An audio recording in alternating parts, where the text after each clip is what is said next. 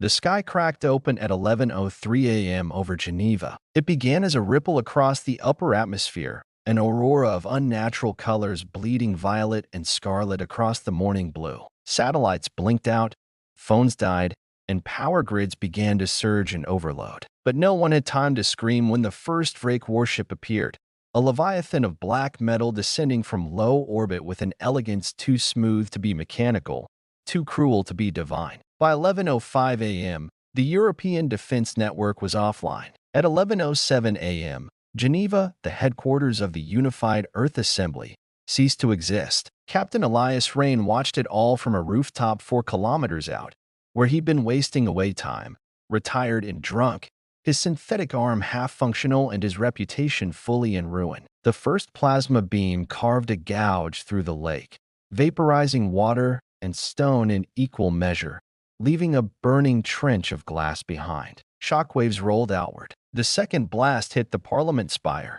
Rain saw the dome erupt like a crushed egg, then the fire took the rest. People screamed in the streets below. Alarms howled, too late. The air turned to ash. The fire reflected in Rain's eyes, but not just horror. Purpose. The bastard had always known humanity wouldn't die in its sleep. He tore open the emergency case bolted to the wall behind him, a relic from when the building served as a Cold War bunker. Inside, still oiled and prepped, was an old M29 coil rifle and a Kevlar vest tagged Rain. Maybe someone had hoped he'd need it again. Someone was right. The comms on his forearm were nothing but static. Satellites down. No uplink. No military coordination. No chain of command. Perfect, he thought grimly. Rain sprinted down the staircase, pushing through the tide of panicked civilians. In the courtyard, alien ships began dropping from the clouds, smaller this time, shaped like serpents and insects, swarming into the city like locusts of steel. His boots hit pavement as a cluster of rake-drop craft descended with blistering sonic cracks. The first soldier-shaped thing stepped from one, 9 feet tall, digitigrade legs, plated in liquid obsidian armor, and wielding a cannon the size of a man. It opened fire. The plaza exploded in shards of concrete and screams. Civilians scattered like leaves in a hurricane. Rain dropped behind an overturned city tram, raised the coil rifle, and breathed out. The first Vrake soldier dropped. Headshot. Easy. The second charged. Rain rolled left, fired twice. The second shot punched through the beast's throat. Sparks and black blood gushed. He kicked its cannon free from its dying grasp and slung it over his shoulder. Now we're talking. Gunfire rang through Geneva, but it wasn't just Vrake. From the cathedral ruins to the old consulate, scattered security teams and private militias had rallied. Rain picked up half a dozen survivors. Cops, soldiers, a nurse with a sidearm and a broken jaw. Anyone who could still pull a trigger. They formed a wedge and moved. Name. He barked to the big guy on his left. Sergeant Malik. 22nd Union Rapid Response. You're in charge of defense. Get those civilians moving. Who the hell put you in charge? Malik snapped. Rain turned, face grim. Nobody. That's why we're still alive. Move. They did. The first battle was fought in the open streets. Rain coordinated with hand gestures and roars, laying suppressive fire while Malik organized a triage line for the wounded. The Vrake fought without fear, without pause, like programmed nightmares. They used heat-seeking drones, self-guided plasma blades, and terrifying bursts of psionic shockwaves that made weaker men drop and bleed from the eyes. But humans didn't retreat. They brawled. The nurse, her name was Helena, stabbed a Vrake scout in the eye with a surgical scalpel while Rain emptied the last of the coil rifle's battery into its chest. A teenage civilian named Dante used a garden hoe to decapitate a wounded alien when it tried to crawl into the subway. Blood soaked everything. And yet, somehow, they won that block. By the time they reached the military compound east of the city, Rain's unit had grown to 33. No uniforms, no ranks, just survivors with blood in their teeth. And then came the broadcast. A signal cut through the static on their comms, raw, powerful, not human. The voice was deep, resonant, layered, no translation needed. This world has been weighed, judged, found primitive. Resistance is irrational. Submission ensures continuation. Your extinction is not personal. It is efficiency. Rain spat. We'll send efficiency back in a body bag. The compound was barely standing. One anti-air cannon still operational. Half the fuel depot was on fire, and the command center was in ruins. But there were soldiers here, maybe 100, scattered, panicked. No orders. Rain didn't wait. He stormed into the main hall, slammed a rifle on the table, and shouted, "You're waiting for orders from ghosts. Chain of command is dead. Headquarters is gone. Your choices now are fight or burn." The silence was long. Then a woman in a colonel's uniform stood. "Who are you?" "Captain Elias Rain, court-martialed for insubordination, dishonorably discharged." He smiled grimly. "Looks like they were right. I don't follow stupid orders. I make war." That did it. Within an hour, the base was fortified. Supplies were distributed. Comms techs tried to re-establish uplinks using old military satellites. Children carried ammo boxes. Elders handed out water. Doctors and medics worked from bloodied cafeteria tables. As night fell, the sky still burned with the glow of descending Vrake ships. One ship in particular, miles long, shaped like a crescent blade, hung over the Atlantic like a death god. It hadn't fired yet. Rain stood atop the watchtower, staring at the horizon. Malik approached. "That big one. It hasn't moved. You think it's a command ship?" "Doesn't matter," Rain said, eyes hard. "It'll die too." Malik chuckled softly. "I looked you up. You're a legend. They said you beat a rogue AI battalion in the red zone by throwing a nuke at it manually." Rain didn't smile. "They left out that I lost 300 men doing it." They stood in silence. Below them, humanity was doing what it did best, rising from the ashes. And then came the sound no one wanted to hear. High-frequency pulses. The sky shimmered again. A second wave. Thousands of smaller Vrake craft began descending across the globe. Major cities, Tokyo, New York, Cairo, Karachi, flashed on the news feeds. Screams, flames, gone. But this time, Earth was ready. Across the compound, sirens screamed and anti-air opened fire. The last railgun fired its final shot, piercing a Vrake lander and sending it spiraling into the nearby hills in a plume of black fire. Rain grabbed his rifle, his sidearm, and the Vrake cannon he'd claimed. He looked to Malik. "Tell the wolves to bare their teeth." "Wolves." Rain grinned. "That's what we are now. No nations, no flags, no backup, just wolves in the dark." The first ship landed at the gates. The battle began, and humanity howled. The fire never stopped. By the third day, the sun barely pierced through the smoke choking the skies of what used to be Europe. Geneva was gone. Paris had gone dark. Berlin flickered with bursts of anti-air before going quiet. Drones buzzed overhead like vultures, their whirring echoing through the empty cities. The Earth, it seemed, was being picked apart chunk by chunk, by something that didn't care how long humanity had fought to build it. But humans? Humans cared about everything, especially what was theirs. Captain Elias Rain moved through the ruined alleyways of Lion, a patchwork scarf over his face to block the ash. His squad moved behind him, if they could still be called a squad. Some were soldiers. Others were just angry civilians with rifles and hard eyes. None had slept more than a few hours and days. No one complained. He raised a fist. The column halted. Smoke drifted across the intersection, revealing the twitching carcass of a Vrake scout drone. Its 6 limbs were fused into the pavement, twitching with postmortem sparks. Embedded in its carapace was a kitchen cleaver. "Clear," Rain muttered. A soft crunch beside him. It was Helena, the nurse from Geneva, now carrying an M4 across her back and a medkit stained red and green. "Third drone we've seen with melee wounds," she said. "Locals, or another pack," Rain said. "Could be resistance." He activated the comlink on his arm, a field jury-rigged wrist pad they'd stolen off of Vrake Corpse and wired with human tech. "This is Wolfpack 3, moving through Sector 17, Grid Echo 9er. Possible ally movement. Any friendlies in the area? Respond." Nothing but static. The Vrake had annihilated most of Earth's communications in the first hour. Satellites were either fried or captured. What little remained was short-range, line-of-sight radio, and even that was dicey. The new packs, their makeshift units, operated with code names and hand signals. Everyone had adapted quickly. There was no time to wait for governments to organize. No room for slow thinkers. Wolf packs were the future of the fight.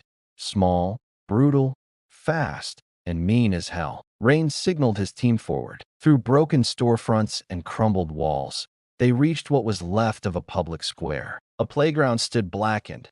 Swings melted mid-motion. In the center, the bodies of 6 Vrake warriors lay in a heap, and beside them humans, 10 or more, dressed in a mix of armor, scavenged gear, and blood-streaked clothing. Most were still alive. A few twitched, Others groaned. One looked up as Rain approached. Friendlies, he rasped. Yeah, Rain said, kneeling beside him. You with a pack? We were. Wolf Pack 9, out of Amsterdam, took a hit from orbital fire and scattered. Helena moved past Rain, already tending to wounds. Her hands were quick, surgical. She'd saved more lives in 3 days than most medics did in peacetime careers. Rain stood and surveyed the scene. The Vrake hadn't expected this kind of resistance. Not because humanity had bigger guns. They didn't. Not because they had better ships. They really didn't. But because humans didn't fight like a species that feared death. They fought like they'd been born in it. 2 hours later, they were back on the move. Rain now had over 40 people in his pack. They raided an abandoned police depot,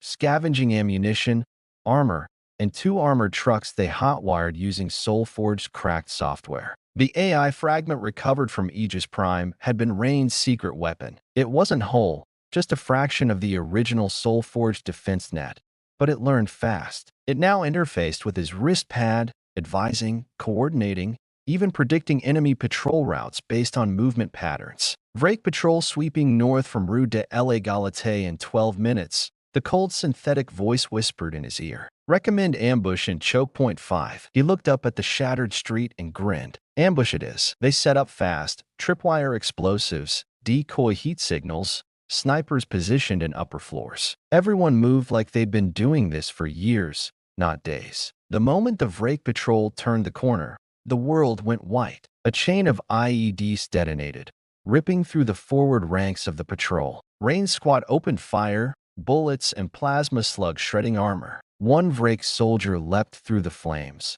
its energy blade arcing down toward Helena. It never reached her. Rain caught it mid-swing, slamming his synthetic arm into the creature's face and blowing its skull apart with a sawed-off shotgun welded to his forearm. The corpse crumpled, still twitching. Everyone all right? He called. Cheers answered him. Screams. Howls. The humans didn't cheer like they'd survived. They cheered like they'd won. Rain looked at the blood-soaked street and the burning alien bodies. This wasn't survival anymore. This was a war. By nightfall, the pack reached the outskirts of what had once been the Lion Research District. Rumors said a resistance comms node had been hidden in the subway tunnels, one of the last major relay hubs not controlled by the Vrake. If it still existed, it could connect the packs across the continent. Inside the tunnels, it was dark, wet, and full of echoes. Rain took point. Malik flanked him with a squad of heavies, civilians now armed with X-Vrake blasters that hissed and crackled in the cold. They found the relay hub deep underground,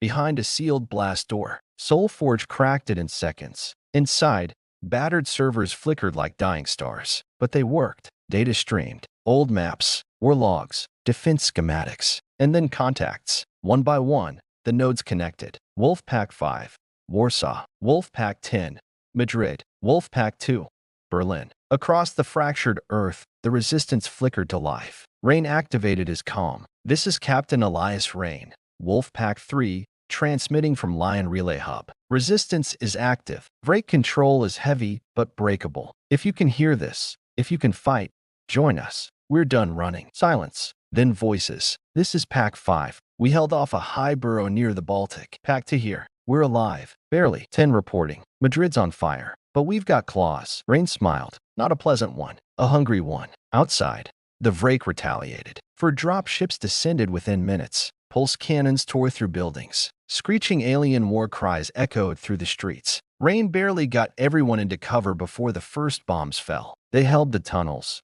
but the surface was lost. A direct assault was suicide. So they did what humans do best. They adapted. They dug holes. They set traps. They used bait and guerrilla tactics. The streets of Lion became a maze of death. Rain's wolves vanished into alleys, sewers, ventilation shafts. They popped out only to kill, then vanished again. The Vrake didn't understand. They weren't fighting an army. They were fighting predators. 3 days later, the Vrake abandoned the city. They left the streets littered with corpses, alien and human alike. Rain stood atop the burnt tower of the research center, blood crusted on his face, ash streaked across his armor. Beside him, Helena lit a cigarette with trembling hands. We held a city. More than that, Rain said. We taught them something. What? He stared at the black sky where the Vrake mothership still loomed. That humans don't die right. Closing scene. Broadcast recorded by Soulforge. To all survivors. You are not alone. You are not broken. You are not finished. The wolves of Earth are hunting, and the stars will burn before we surrender. Europe burned,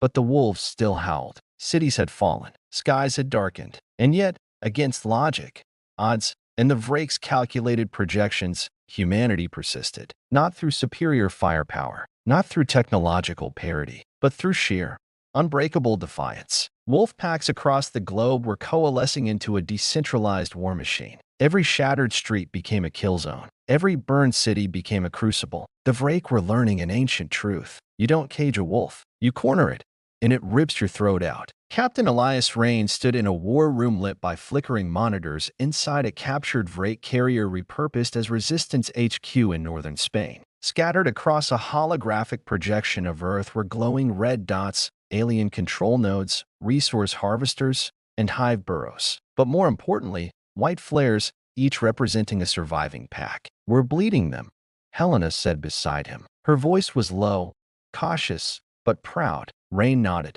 "Not fast enough." Malik leaned in. Still no word from command. There was a silence. Then, the main monitor crackled to life. A face emerged, calm, authoritative, known by every soldier who had once worn Earth's uniform. General Astrovalin, former Supreme Commander of the Earth Defense Pact, and the last voice anyone expected to hear. "To all resistance forces, this is a secured override broadcast from General Valen," she said, hands folded before her. "You are ordered to stand down, lay down arms, and cease hostilities." Shock rippled through the war room. Rain narrowed his eyes. Valen continued, "The Vrake are not here to exterminate us. They are here to integrate us. Their conquest is not genocide, it is evolution. I have spoken with their hierarchs. They offered a path forward. In return for compliance, Earth will survive. Under guidance." Rain's jaw clenched. The others watched in stunned disbelief. She leaned forward. "You think you're winning? You're gnats in the face of a hurricane. Your resistance delays the inevitable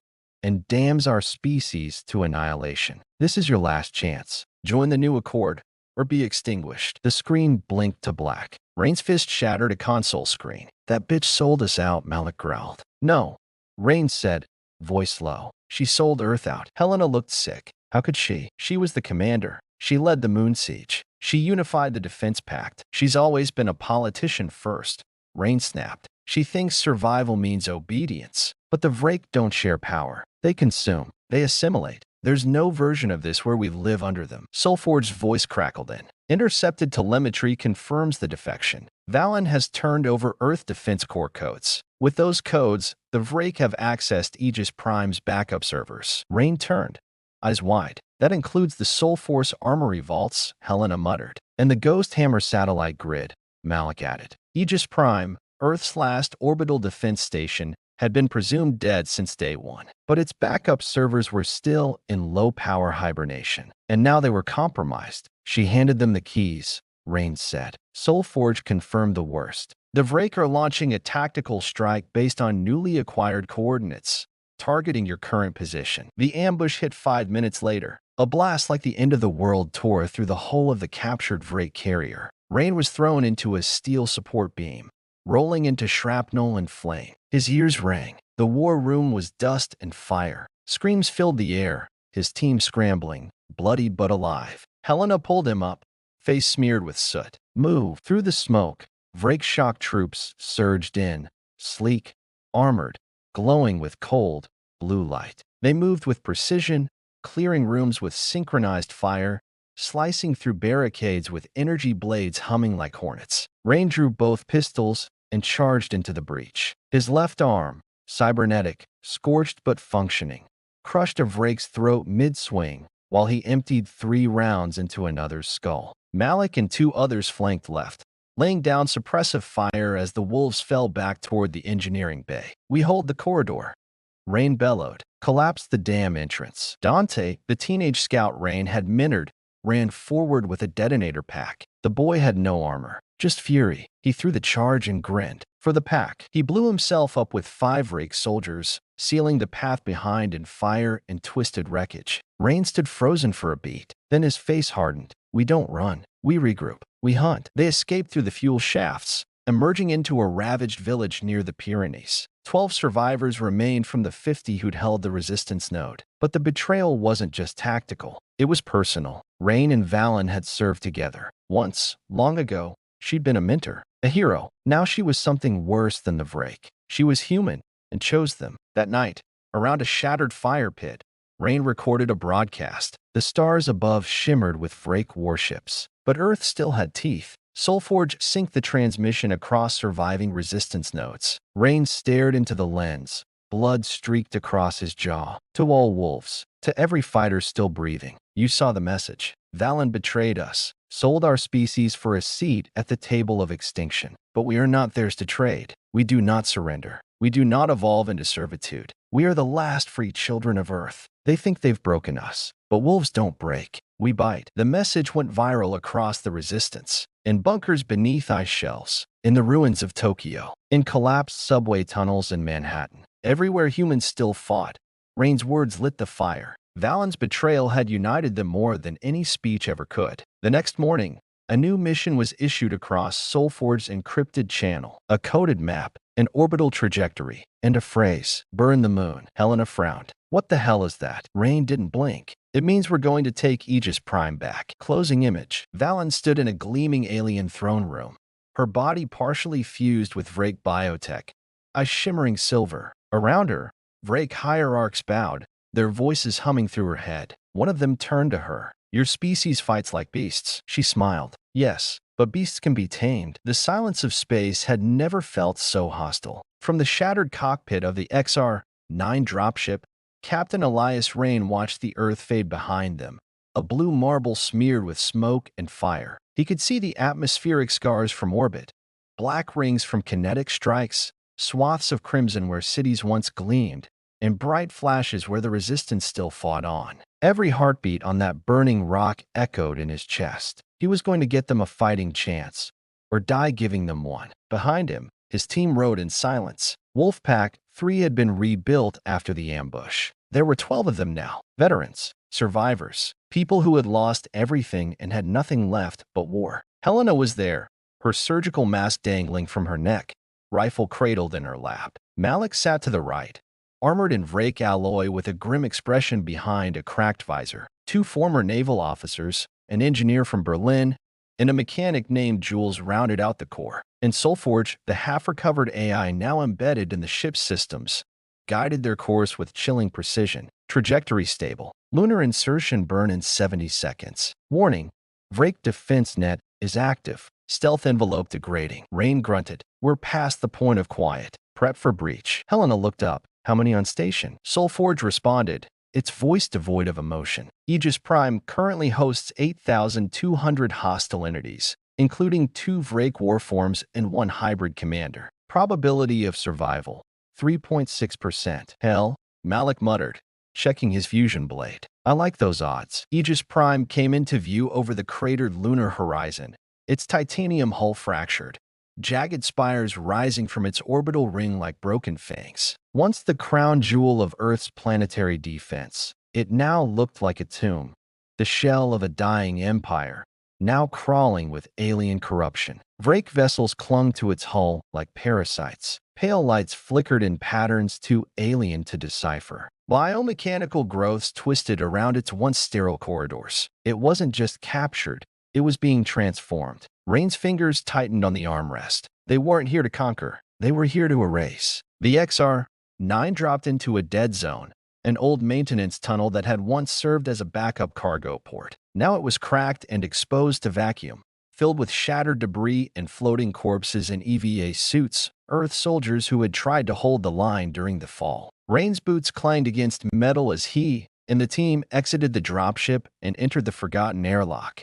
Oxygen restored. Gravity normalized. Weapons checked. Stay tight, he whispered. We get to the command core, extract the defense node, and upload it into Soulforge's mainframe. That gives Earth orbital targeting control again. We take back the sky. Simple, Helena said, voice dry. Rain looked back. Never said it'd be easy. The first corridor was silent. Too silent. Twisted vines of biomechanical sinew crawled along the walls. Here and there, lights flickered from long-dead consoles. It smelled wrong, even through their masks, like rot and ozone, like something pretending to be alive. Jules the mechanic whispered, "Why is it so empty?" Rain didn't answer. Then the floor moved. A scream ripped through the silence as a tendril shot from the vent and wrapped around one of the naval officers, dragging him into the ceiling before anyone could react. Gunfire exploded. Malik's plasma rifle disintegrated the vent, but the soldier was already gone. No time to mourn. Move. Rain barked, voice hard. They fought their way to the central transit lift. Helena bypassed the lock with a Vrake-coated spike, and the doors hissed open, revealing a vertical shaft glowing with red warning lights. Soulforge pinged them. Vrake patrols rerouted. You have 4 minutes to reach the core chamber before detection. Go, go, go. They rappelled down the shaft, landing hard on a steel platform overlooking the heart of Aegis Prime, a vast spherical chamber where the defense node was housed, still intact but surrounded by twisting biomech growth and alien scaffolds. And standing at its center was the commander, a creature that had once been human, General Valen, or what was left of her. She hovered above the platform, half her body fused with Vrake armor. Tubes slithered from her back into the node interface. Her eyes were silver and cold. Her voice echoed with layered distortion. You've come far, Elias, but this is the end. Rain stepped forward, rifle raised. You're not Valen. You're a shell. I am evolved, she hissed,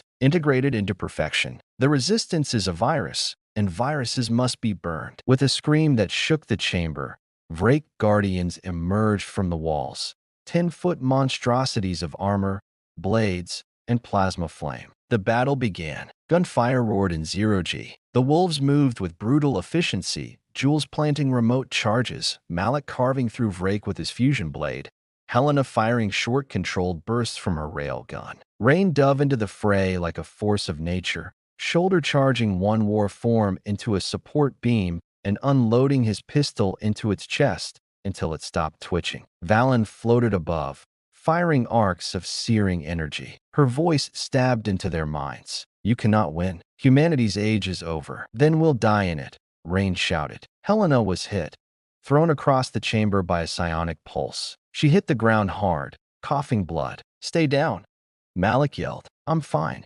she spat, dragging herself upright and resuming fire. One by one, the wolves fell. Jules detonated his charges to collapse a support beam onto 2 war forms, taking himself with it. The engineer from Berlin was bisected by a Vrake blade while trying to hack the node. Only Rain, Helena, and Malik remained. Valen landed on the platform before them. You're finished. No, Rain said, standing between her and the node. We're home. He drew his knife, an old Earthforged combat blade, and charged. They collided in a blur of steel and alien energy. Valen's claws scraped across his chest armor, drawing blood. Rain tackled her into a control console, jamming the blade between her ribs. Sparks flew. She screamed, convulsing. Helena shouted, now? Uploading Soulforge. She jammed the data core into the console, and Soulforge's interface came alive, pulsing through the station like wildfire. Uplink successful. Orbital targeting access restored. Valen shrieked as Soulforge severed her link.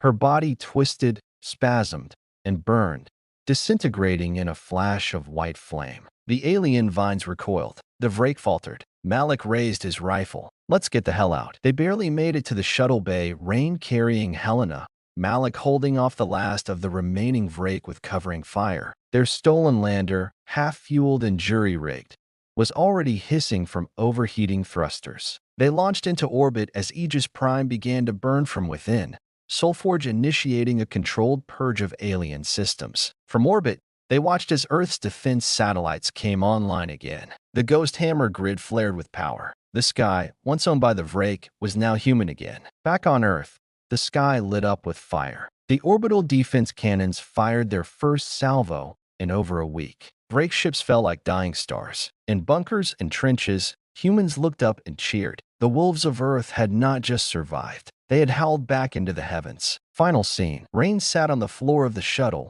bleeding. Helena beside him unconscious but breathing. Malik piloted the burning vessel back to Earth. Soulforge's voice buzzed in. Tactical dominance re-established in orbit. Resistance momentum increasing. Rain stared out the viewport. Not enough. Not yet. We took back the sky, Malik called back. Then we aim higher.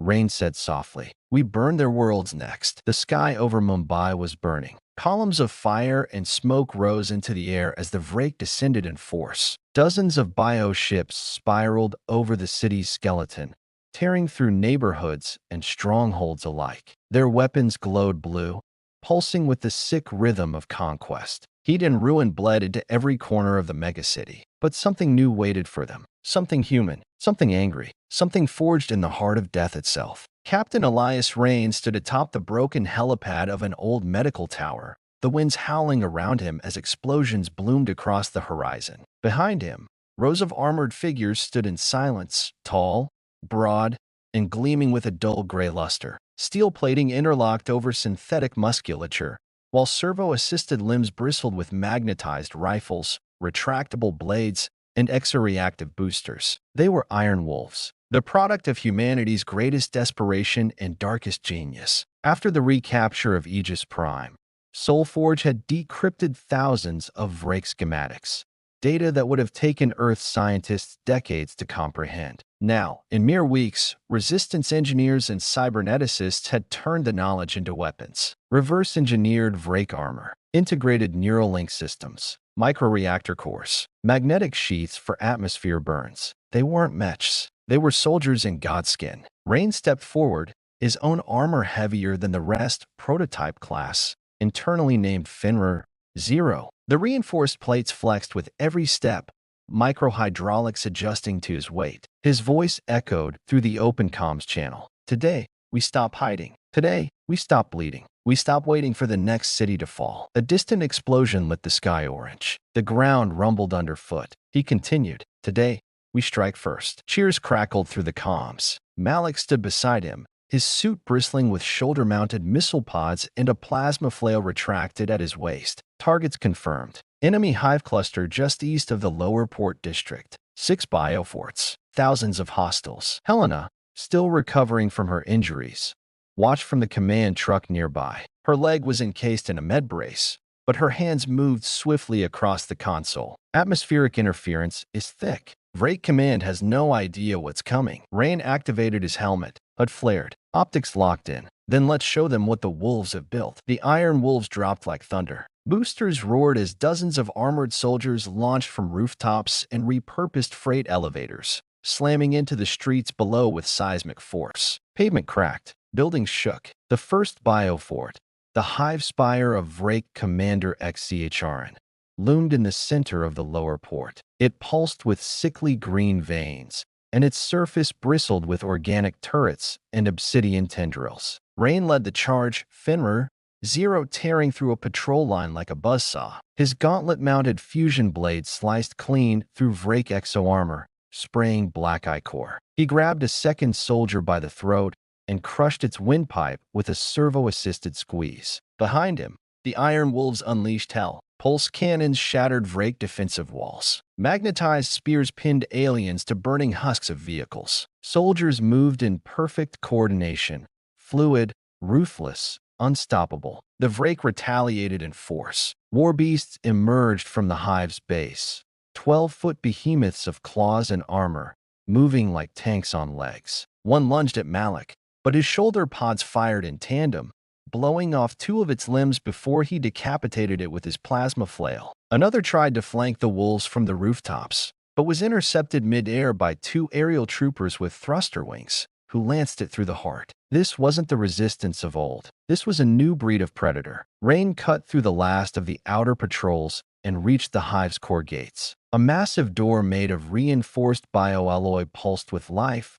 sealed shut. Helena's voice chimed in. Door has a reactive AI membrane. You'll need to bypass it manually or rip it apart. Rain planted a seismic charge. Everyone clear. With a detonation that rattled the city, the blast opened a gaping wound in the hive's chest. They stormed in. Inside, the walls pulsed like arteries. The air was thick with spores and heat. Pods lined the corridors, some birthing Vrake drones, others filled with half-dissolved humans. Jules would have vomited. Helena bit back a sob. But Rain? He roared. With blade in one hand and rifle in the other, he tore into the hive's defenders. The corridors became a slaughterhouse. Every step forward cost sweat and blood, but the Iron Wolves refused to fall. At the central chamber, the hive commander emerged. It was twice the size of its kin, fused to the structure, its body integrated into the very walls. Its voice was a psychic scream, shaking the wolves to the bone. "You are insects. You defy the inevitable." Rain answered with gunfire. The final fight was brutal.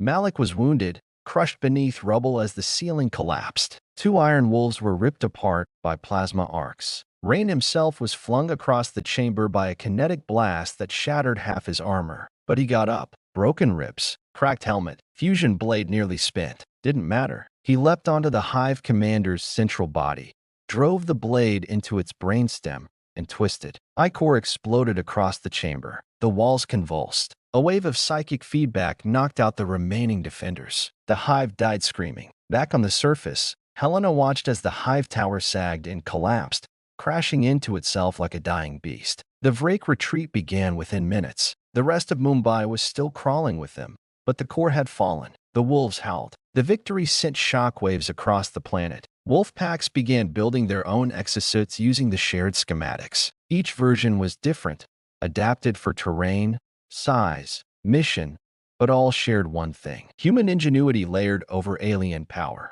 The Vrake had created weapons to subjugate. Humans had stolen them and made them personal. In the following weeks, the Iron Uprising spread. In Seoul, iron wolves tunneled beneath a Vrake occupation zone and brought down 3 hive spires in one night. In Johannesburg, urban guerrillas equipped with wrist-mounted rail guns ambushed an entire Vrake patrol division. In Canada, aerial suits launched from cliffside platforms engaged Vrake fighters in high-altitude dogfights, and won. And always, they left one thing behind: a wolf symbol, burned into metal or walls or corpses. We were here. We are coming. Back at HQ, Rain stood overlooking a field of scrap being turned into armor plating. Engineers swarmed like ants, crafting new suits, improving existing ones, experimenting with untested augmentations. Malik walked up with a cane, still limping from the hive fight. "You ever think we'd see the day we became the monsters?" Rain shook his head. "We're not monsters. We're wolves." "Close enough." Helena approached,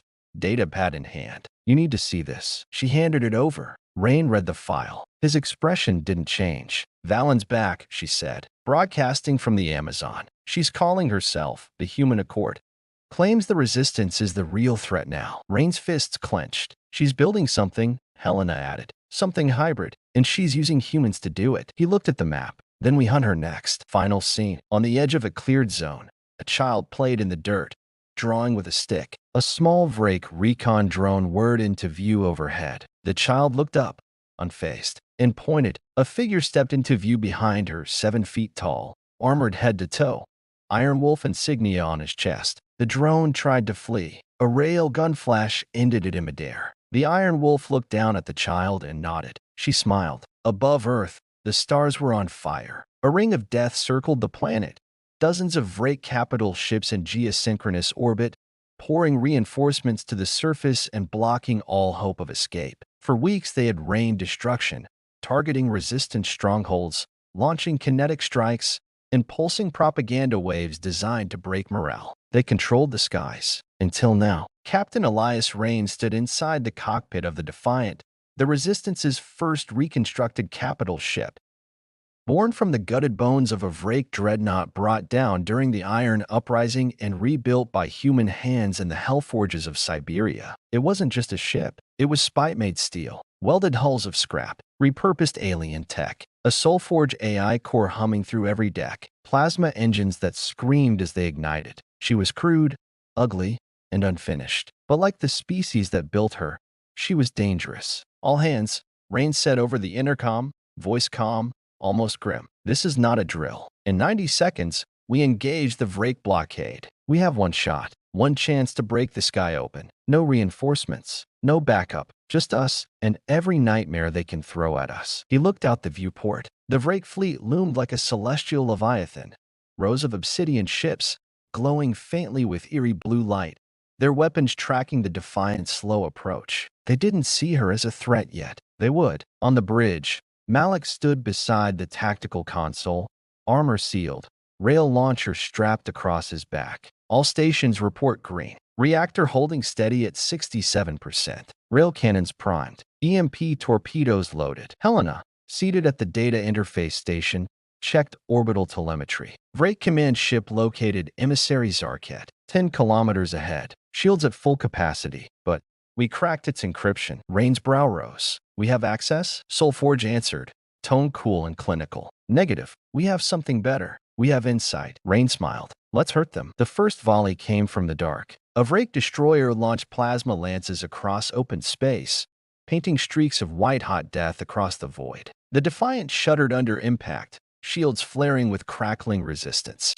Helena yelled, shields at 72%. Charging counterstrike. Rain braced as the bridge shook. Target their flank. Rip their skin off. Malik nodded. Fire. The Defiant's forward rail cannon lit up with a deafening scream, launching a hypervelocity slug the size of a city bus. It punched through the destroyer's midsection, slicing the alien ship in half with an eruption of shrapnel and gouts of blue flame. Kill confirmed, Helena shouted. Another Vrake ship closed in, a cruiser shaped like a curling claw, launching dozens of drone interceptors. The Defiant's flak turrets ignited. Autocannons tracked and shredded the swarm, while the port-side missile tubes unleashed a payload of EMP warheads. Detonations lit the void, disabling the enemy vessel's engines mid-charge. It drifted, dead. The Resistance cheered. All across Earth, hidden observatories watched the feed, and hope stirred like fire in dry leaves. Inside the ship's lower decks, Iron Wolves prepped for launch. Drop bays had been built into the underside of the Defiant,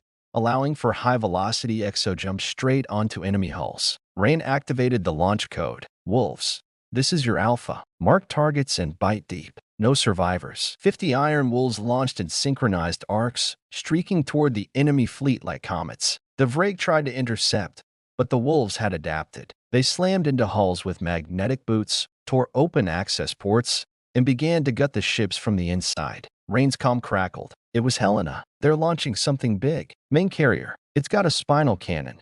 Charged and locked onto us. Location. Above us. Coming into firing arc. Rain snarled. Soulforge. Evasive maneuvers insufficient. Weapon discharge in 21 seconds. Recommended course. Close range boarding. Malik grinned. You heard the AI. Let's knock. Rain, Malik, and Helena joined the boarding assault. Using the Defiant's last ion jump drive, they slammed into the enemy carrier's hull at a fraction below light speed, breaching its reactor shaft with seismic charges. Vacuum alarms wailed as the ship's atmosphere vented into space. Inside, it was chaos. The Vrake scrambled to respond. Mutated Marines and hybrid drones surged down corridors, shrieking in machine language. The Wolves met them in brutal melee, blades clashing, guns roaring, bodies slamming into bulkheads. Rain fought like a beast. He tore through 3 Vrake shock troopers in a corridor, his fusion blade melting armor and flesh alike. Malik covered him from behind, taking a blast to the chest, but firing back with a Gauss pistol that turned the shooter into mist. Helena hacked into the carrier's central nexus, slicing through its alien coating with a hybrid terminal connected directly to her neural spine. I've got the targeting system, she shouted, redirecting fire. Where? She smiled. At their own fleet. The carrier's spinal cannon, now under human control, word to life. It fired. A 10-kilometer beam of pure kinetic force tore across space, straight into a Vrake dreadnought that had been closing in on the Defiant. The dreadnought exploded into shards of molten metal and frozen blood. Rain's voice echoed through the comms. Burn the sky. The momentum shifted. The Defiant, now free to maneuver, weaved between enemy ships, unleashing its full arsenal. The surviving Wolves ripped through command decks. Sabotage teams planted charges in reactors. Every Vrake vessel that faltered became another inferno in orbit. And Earth watched. They watched the fleet that had crushed their cities, the ones that ruled their skies, fall. But the Vrake were not without vengeance. As the tide turned, Zarket, the Vrake high command ship, descended from high orbit. It was larger than anything humanity had ever built, 3 kilometers long, shielded with molecular phase armor, and bristling with weaponry. Rain knew this was it, the endgame. Soulforge, Rain said, standing on the ruined bridge of the carrier they just crippled. Do we have a shot? 1. The Zarket's shield matrix rotates every 3.2 seconds to cool. There is a 0.6-second window to fire between plates. Rain turned to Helena. Get me back to the Defiant, and prep the gun. Minutes later, the Defiant launched its final assault. Wounded, scarred, barely holding together. but aiming high. The main rail cannon, rigged with a Vrake hyperdense core from the disabled carrier, was charged beyond safety limits. Soulforge calculated a 12% chance of survival for the crew. Rain didn't blink. Do it. The world held its breath. The gun fired. Time slowed. The slug screamed across space, narrowly threading through the Zarket's rotating shield and punching through its heart. The alien behemoth erupted in a sphere of blue fire. The Vrake command structure was vaporized. Every remaining ship began to falter, panicked, leaderless, breaking formation. Some turned to flee. Others simply shut down, as if stunned by what had just happened. The sky, their sky, was burning, and humanity had done it. Earth's atmosphere lit up with streaks of fire. Vrake debris rained down over oceans and deserts. Some wolves died in re-entry. Others landed hard and crawled from the wreckage, alive and roaring. All across the Resistance, a signal repeated. Skyfall complete. Orbital fleet destroyed. Repeat. Orbital fleet destroyed. People cried, screamed, laughed. For the first time in months, there was air to breathe again. Rain limped through the shattered bridge of the Defiant, sparks falling around him. Helena leaned against a console, bruised but breathing. Malik sat with his helmet off, grinning through broken teeth. "We did it," Helena whispered. Rain nodded. "But it's not over." They all looked at him. "She's still down there. Valen, building her army." He stared at Earth. "And I swear to you, we're going to drag her from her throne and show her what humanity looks like when it's pissed." Final scene. In the Amazon basin, a fortress of steel and flesh grew like a tumor.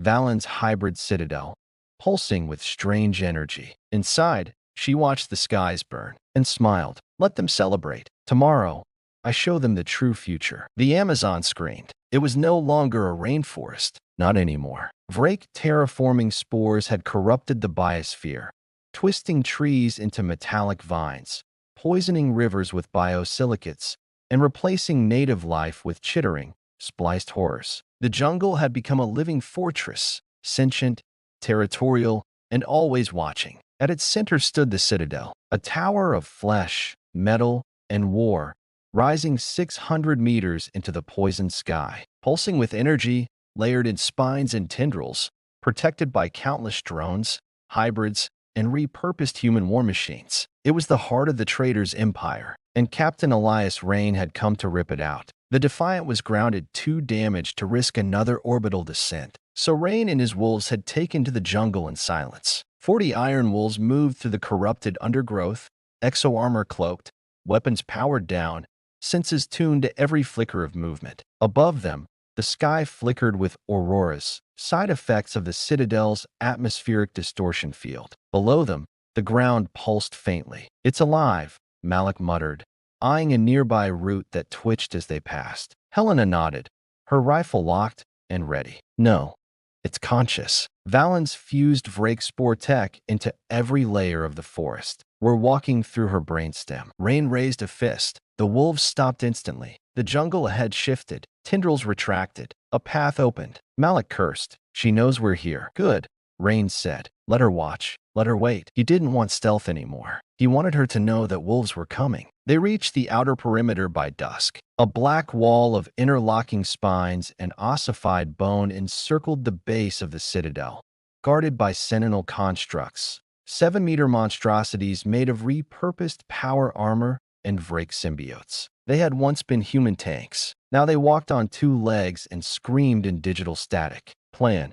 Malik asked, eyeing the fortress. Helena tapped into the central node. "She's using neural uplinks. The entire Citadel's command structure runs through a central AI core interface directly with her brainstem. Meaning if we kill the core, we kill the Citadel. She'll feel everything." Rain activated his fusion blade. "Then we cut our way to her soul." The assault began like thunder. EMP mortars cracked the sky open. Railguns fired in unison. Plasma rounds lit the jungle in streaks of red and white. Wolves surged through the breach, colliding with the outer guard in a wall of fire and steel. Rain led from the front, carving through the first sentinel with a wide arcing slash that split it from hip to shoulder. Sparks rained down as the creature fell, shrieking in binary. Malik punched a hybrid soldier in the face, ripping its helmet off and emptying a shotgun shell into its exposed neural port. Helena's railgun barked from the ridge, every shot finding gaps in the enemy's bioarmor with surgical precision. The wolves tore into the citadel's perimeter with savage fury. The wall fell within 15 minutes, but the battle had just begun. Inside,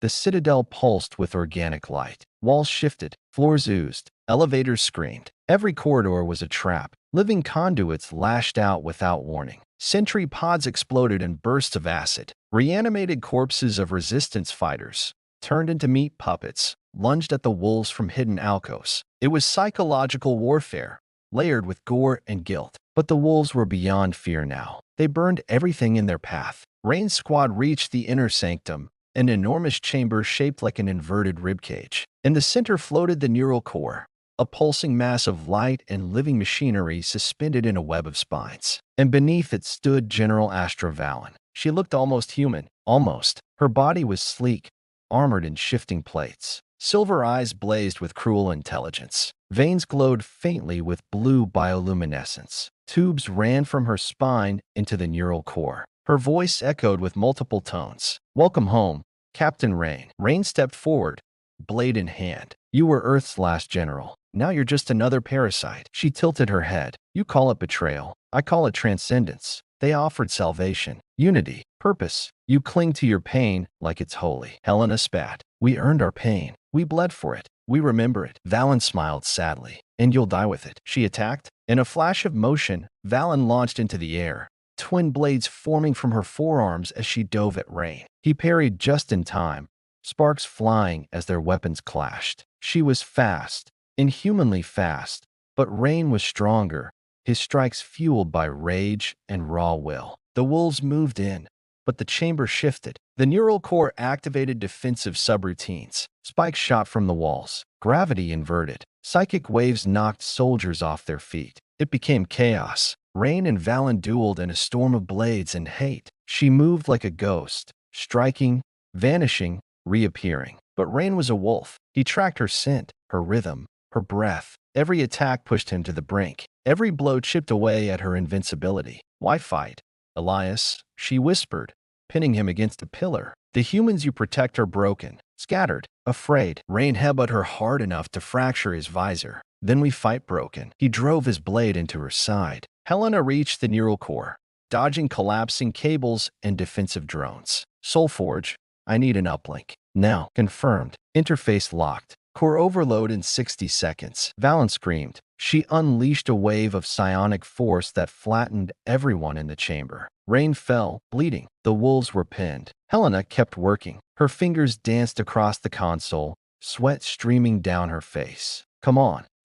Core destabilizing. Chain reaction imminent." Valen's form began to shift, bones cracking, flesh warping, voice becoming inhuman. "You think this will stop me?" she shrieked. "I am the Citadel. I am your evolution." Rain stood, using his blade as a crutch. "No," he said. "You're just another monster we have to put down." He charged. As the Citadel began to shake, as the chamber burned, as the walls screamed, Rain tackled Valen into the neural core. Helena hit the override. Everything went white. The explosion leveled the entire Citadel. A mushroom cloud of light and matter burst from the center of the jungle. Trees vaporized. Rivers boiled. The earth split open. And in the ash and dust, wolves emerged, scarred, bleeding. The world was silent, but not at peace. After the catastrophic destruction of the Citadel, the Amazon rainforest was a charred wasteland. The scorched earth simmered beneath a dark, ash-choked sky. Yet despite the devastation, the war was far from over. The Vrake had not been wiped out. Their tendrils still stretched through fractured continents, and their fleets hovered menacingly above. But humanity's spirit was unbroken. Even in the deepest shadows of defeat, the wolves howled. Captain Elias Rain sat alone atop a crumbling overlook in the ruins of Sao Paulo, staring into the horizon where smoke blended into twilight. His armor was battered and bloodied, but his eyes burned with a fierce determination. Around him, scattered survivors, resistance fighters, and remnants of the Iron Wolves prepared for what was coming next. Behind Rain, the distant echoes of artillery fire shook the earth as the resistance fought desperately to hold key positions in the city. The Vrake launched relentless raids, their hybrid forces prowling the streets like predatory beasts, their mechanical warforms tearing through barricades. Rain's comm crackled to life. "Captain, "This is Helena," came the voice, steady despite exhaustion. "We've intercepted encrypted transmissions from the Vrake Command. They're regrouping in the southern hemisphere, massing forces for a counteroffensive. Estimates suggest upwards of 50,000 troops converging near the ruins of Buenos Aires." Rain's jaw tightened. "Tell the wolves to prepare. We don't get to rest." The resistance was a shadow of its former self, but it had grown sharper, more lethal, with Soulforge coordinating global communications and tactical strikes. Humanity had begun learning the enemy's weaknesses, but the price was high. Every battle cost lives. Every victory was bought with blood. As night fell, the wolves gathered around a digital map in a hidden command bunker beneath the city. The flickering holograms cast eerie shadows across hardened faces. Malik pointed at a sector highlighted in red. "This is where the Vrake will push. If we lose Buenos Aires, their reinforcements get unchallenged access to the southern continent. We have to hold." Helena's fingers danced across the interface. "We have a plan. Interdiction squads will sabotage supply lines. Urban snipers and guerrillas will disrupt their advances, and the Iron Wolves will lead the counterassault." Rain looked around. "It's a death trap. That's the point," Malik said grimly. The battle began before dawn. Rain's Iron Wolves moved through the shattered cityscape like ghosts. They struck swiftly, demolishing Vrake patrols with silent blades and precision railgun fire. Their exo-armor stealth systems cloaked them as they dismantled communication arrays and sabotaged supply convoys. But the Vrake adapted fast. Swarming bioforms flooded the streets, overwhelming pockets of resistance fighters. The sound of plasma fire and explosions echoed through hollowed-out skyscrapers. The sky above burned with tracer rounds as Vrake gunships fought off human interceptors. In the midst of chaos, Rain found himself face-to-face with a Vrake hybrid commander, a towering figure with armor grafted directly onto its flesh, eyes glowing with cruel intelligence. The two clashed violently. Rain's fusion blade seared through armor plating, while the hybrid countered with tendrils that crackled with energy. Sparks flew. Flesh was torn, and steel met alien sinew. Rain felt every blow, every cut, every pulse of pain. But he refused to fall. Around them, the battle raged. Helena directed fire teams, coordinating sniper strikes that picked off Vrake commanders. Malik led demolition squads, planting charges that tore open supply depots. The city was a war zone, but humanity's resolve was steel. Amidst the carnage, Rain's comm buzzed again. "Captain," Helena's voice was urgent. "We've located Valen. She's orchestrating the assault from a fortified bunker beneath the city. Her presence is bolstering enemy morale." Rain's eyes narrowed. "Then we end this." The wolves regrouped for a final push. Their path led them through tunnels flooded with alien bioluminescence, walls pulsating with Vrake energy. The air was thick with the scent of decay and ozone. They moved silently, every sense alert. As they neared the command bunker, alarms blared. The Vrake were waiting. The last stand was brutal. Valen appeared amidst the fray, her hybrid form more monstrous than before. Her silver eyes blazed with fury as she unleashed devastating psionic waves, throwing wolves aside like ragdolls. Her blades flashed, carving through armor and bone. But the wolves fought back with relentless fury. Rain engaged Valen directly. Their blades collided with a sound like thunder. The room trembled under their struggle. Helena hacked the bunker's systems, trying to sever Valen's connection to the Vrake network. "Almost there," she whispered, sweat dripping from her brow. Valen snarled, sensing the threat. She lunged for Helena, but Malik intercepted, his plasma flail smashing the hybrid back. Rain seized the moment, driving his blade through Valen's chest. She screamed, a sound that shook the bunker's walls. With Valen weakened, Helena completed the system override. The Vrake network flickered and died. Enemy forces lost coordination. The tide turned. The wolves pressed the advantage, pushing the Vrake back through the tunnels and into the ruined streets. The city was theirs, for now. In the aftermath, Rain stood amidst the ruins. The cost was staggering. Countless wolves fallen, cities destroyed, but humanity lived, and they would fight on. Because even in the echoes of the fallen, the wolf's howl was never silent. The air trembled with anticipation. The final battle for Earth was upon them. What remained of the resistance had gathered on the ruins of what once was New York City, a shattered wasteland now fortified with every last scrap of armor, artillery, and willpower humanity could muster. Towering barricades made from twisted steel, debris, and even salvaged Vrake material formed a jagged wall against the horizon's gathering storm. The Vrake fleet was returning, not just a force, an entire armada, the last wave of their assault, a tidal wave of destruction aimed to finally crush humanity's last hope. But humanity was ready. Captain Elias Rain stood on a makeshift command tower, the skyline behind him jagged and broken like a crown of thorns. His armor bore every scar from 1,000 battles, and his eyes burned with fierce determination. Beside him, Malik loaded a plasma cannon while Helena adjusted targeting sensors. Around them, Iron Wolves moved with purpose, preparing for a fight that would decide the fate of their species. Soulforge status report, Rain demanded. Orbital fleet detected. Estimated forces, 3,200 bioships, 800 ground transports, and over 100,000 hybrid troops. Reinforcements en route from all fronts. Probability of success, 18%. Rain smiled grimly. Then we make those 18% count. The resistance forces readied their positions. Long-range rail guns tracked incoming ships, missile batteries flared in readiness, and Iron Wolves armed their exosuits with every weapon available. Behind them, the last civilians, scarred, broken, but unyielding,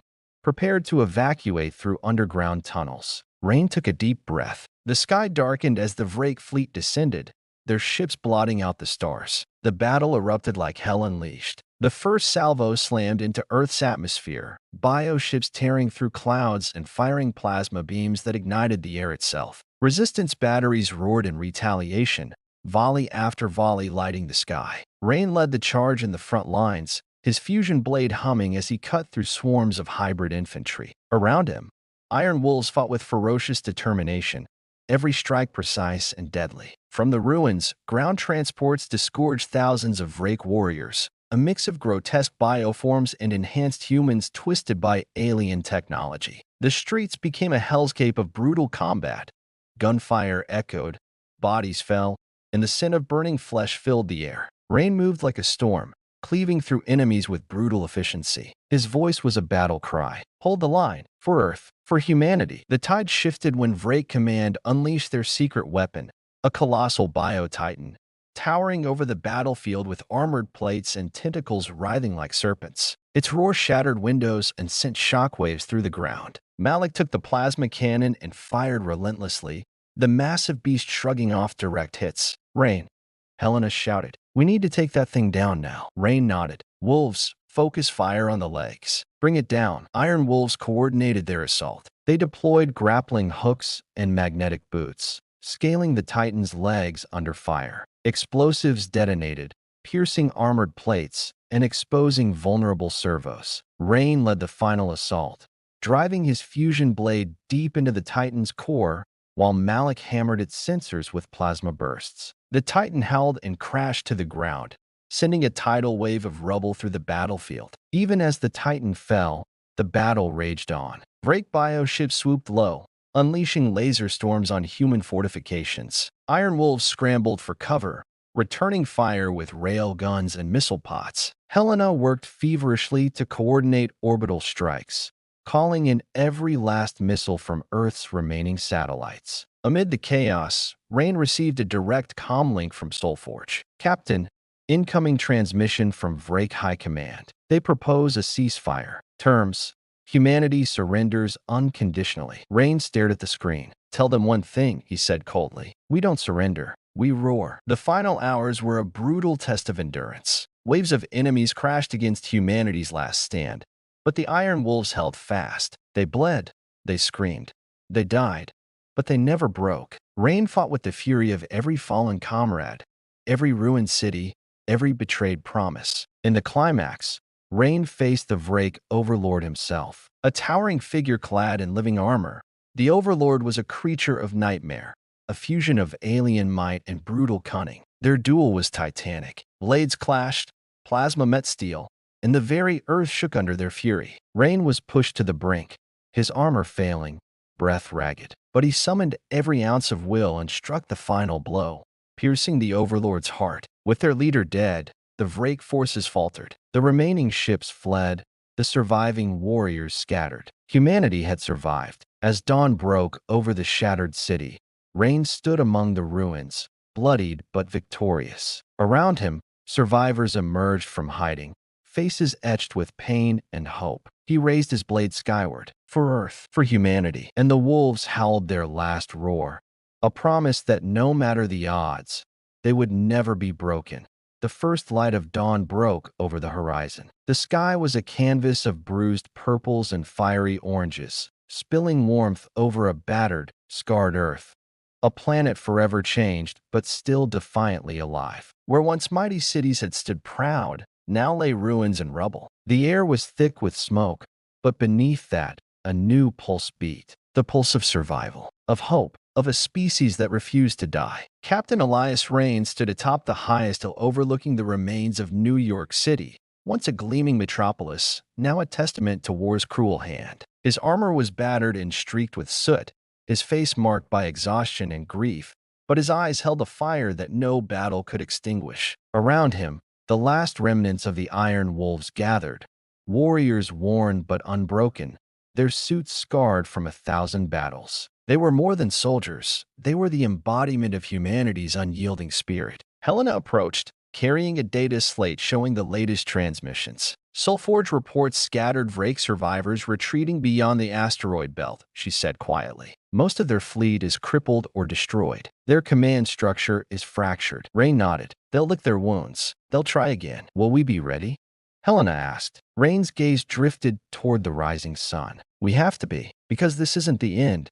It's just the beginning. The battle for Earth had been brutal, a relentless storm of blood and fire. Entire continents had been devastated, millions lost, but humanity had endured. And in the crucible of destruction, it had forged something new. The survivors worked tirelessly, rebuilding from the ashes. Cities began to rise, stronger and smarter, blending alien technology salvaged from the wreckage with human ingenuity and heart. The Iron Wolves led the effort, not just as warriors, but as protectors, teachers, and symbols of hope. Rain walked through a newly rebuilt settlement, children playing amid the ruins of a once great museum. The laughter was a balm to the weary souls of survivors. A young girl tugged at his armor, her eyes wide with curiosity. "Are you really a wolf?" she asked. Rain smiled, crouching to her level. "Not a wolf, a man. But sometimes, when the world is darkest, we all have to be a little wolf." She grinned. "Will you teach me?" He ruffled her hair. "Maybe one day." But the scars of war ran deep. Rain gathered his closest comrades for a final council. "We've won the battle, but the war for humanity's soul is far from over," he said. "We must remain vigilant. The Vrake are clever, but we are relentless." Malik cracked his knuckles. "Then let them come. We'll be ready." Helena nodded. "We'll rebuild, but we won't forget. Every lesson, every sacrifice." Rain raised his fist. "For Earth, for humanity, for the wolves." As the sun climbed higher, illuminating the world's battered beauty, a broadcast signal crackled to life, a message reaching every corner of the planet and beyond. Rain's voice filled the airwaves, strong and clear. "This is Captain Elias Rain of the Iron Wolves. To every survivor, every fighter, every soul who refuses to bow, know this: humanity stands united. We are not just survivors. We are warriors. We are the wolves of Earth, and we will defend our home with every breath." The world responded with a roar. Communities reignited. Alliances forged. A new era dawned, one where humanity no longer cowered beneath the shadow of alien tyranny, but stood tall, proud, and unbreakable. In the quiet aftermath, as Earth healed, Rain looked to the stars, not with fear, but with a promise. No matter what darkness came, no matter how fierce the storm, humanity would rise. For they were wolves, and wolves never fade away.